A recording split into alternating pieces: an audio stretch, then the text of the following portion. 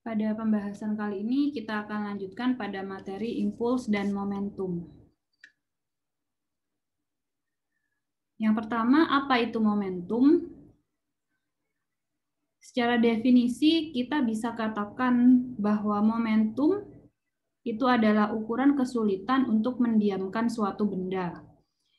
Misalnya truk yang masanya lebih besar, momentumnya lebih besar dibandingkan truk yang masanya ringan yang bergerak dengan kecepatan yang sama. Jadi bisa kita simpulkan bahwa makin besar momentumnya, maka akan semakin sulit menghentikan gerak benda tersebut. Jika kita tinjau, apa saja besaran yang mempengaruhi nilai momentum, maka kita bisa definisikan bahwa momentum benda itu adalah perkalian antara massa benda dan kecepatannya. Atau dalam hal ini momentum yang kita simbolkan sebagai P itu nilainya sama dengan M kali V. Sehingga kalau kita coba cek satuannya, maka satuan momentum itu adalah kilogram meter per second. Momentum ini adalah besaran vektor, sehingga penting untuk memperhatikan arah momentumnya. Yang kedua adalah impuls. Apa itu impuls? Impuls bisa kita definisikan sebagai gaya yang bekerja pada durasi waktu yang pendek.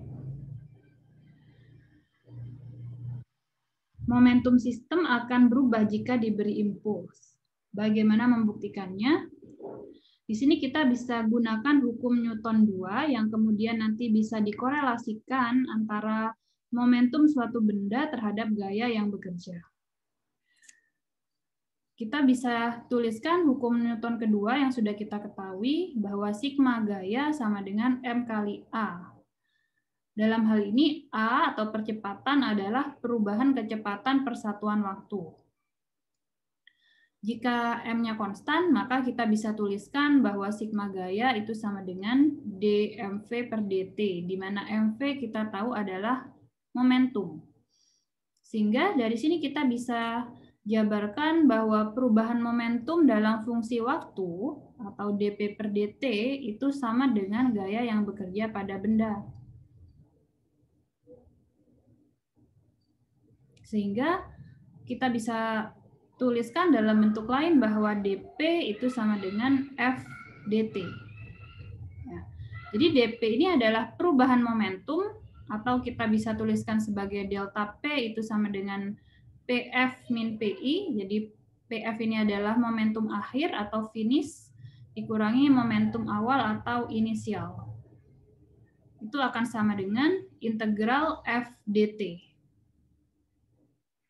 Nah, integral f dt inilah yang kita sebut sebagai impuls. Sehingga kalau kita lihat di sini bahwa nilai impuls itu sama dengan perubahan momentumnya. Jadi kita bisa tuliskan di sini bahwa impuls itu sama dengan perubahan momentum. Ya, impuls sama dengan perubahan momentum.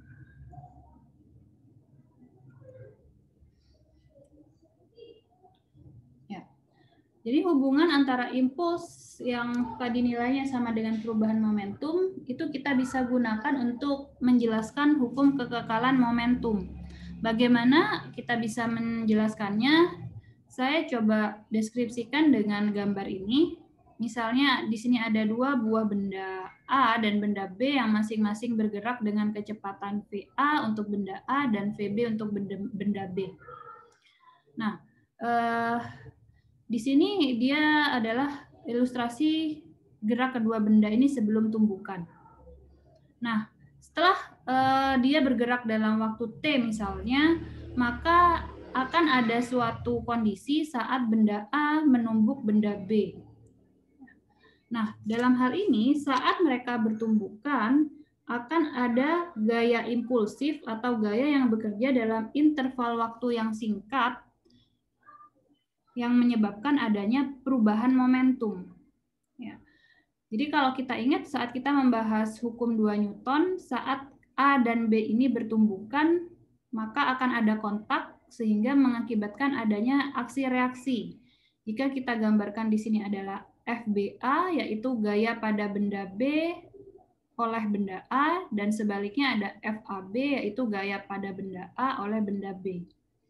Maka secara vektor kita bisa katakan menurut hukum 3 Newton bahwa di situ akan ada gaya aksi reaksi yang besarnya sama dan arahnya berlawanan. Jadi kalau kita tuliskan bahwa FAB itu sama dengan minus FBA. Kita akan tinjau satu-satu, yaitu FAB dan FBA. Jadi yang pertama adalah untuk FBA. FBA tadi adalah gaya pada benda B oleh benda A, di mana di situ dia bekerja dalam waktu yang singkat, misalnya dalam waktu dt, maka kita bisa cari integral FBA dt.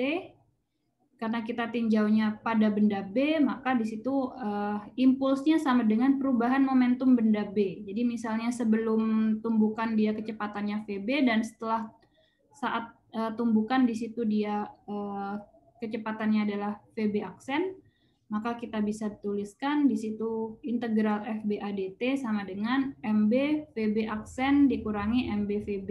Ini misal persamaan 1. Kemudian yang persamaan kedua itu adalah untuk benda A. Maka di situ ada FAB dt, yaitu perubahan momentum pada benda A itu sama dengan impulsnya. Perubahan momentum benda A adalah MA VA aksen min MA VA. Ini misalnya adalah persamaan kedua.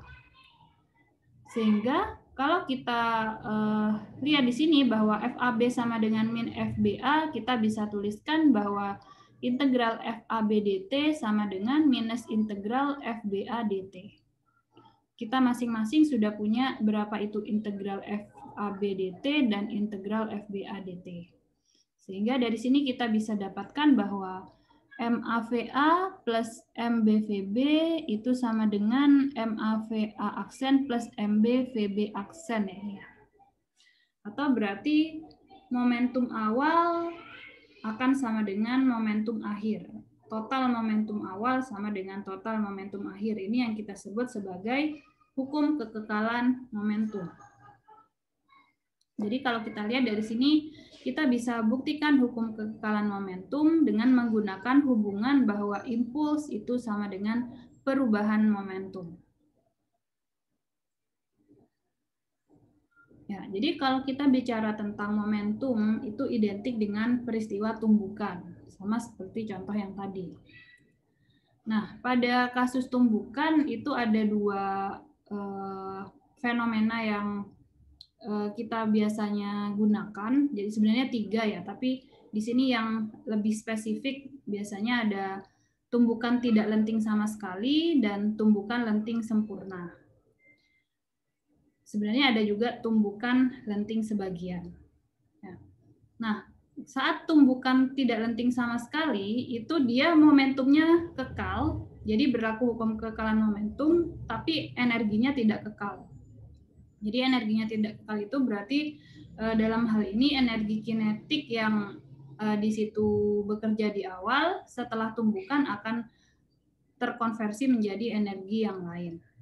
Sedangkan pada tumbukan lenting sempurna, baik momentum maupun energinya adalah kekal.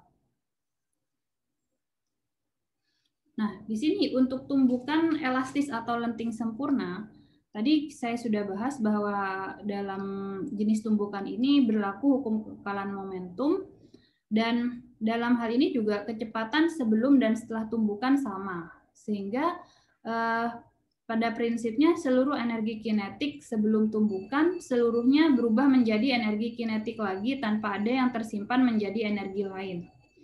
Kalian bisa cek di buku diktat halaman 115 untuk nantinya mendapatkan suatu konstanta yang kita sebut sebagai koefisien restitusi atau E, di mana untuk tumbukan elastis atau lenting sempurna, kita bisa dapatkan koefisien restitusinya itu sama dengan 1. Nah, koefisien restitusi yang sama dengan 1 ini kita bisa gunakan untuk tumbukan elastis sempurna. Nah, di mana koefisien restitusi ini nilainya sama dengan minus dalam kurung V1 aksen min V2 aksen per V1 min V2. Nah, bagaimana pembuktiannya ini? Kalian bisa lihat di buku diktat halaman 115. Nah, di sini kita perlu menggunakan prinsip bahwa dalam tumbukan elastis sempurna itu terdapat kekekalan energi kinetik. Yang kedua itu adalah tumbukan elastis sebagian. Untuk tumbukan elastis sebagian, di situ dia terjadi hukum kekekalan momentum, dan perbedaannya dengan yang lenting sempurna itu adalah bahwa koefisien restitusinya antara 0 sampai 1. Dan yang terakhir, untuk tumbukan tidak lenting atau di situ tidak lenting sama sekali, kita juga gunakan berlaku hukum kekekalan momentum.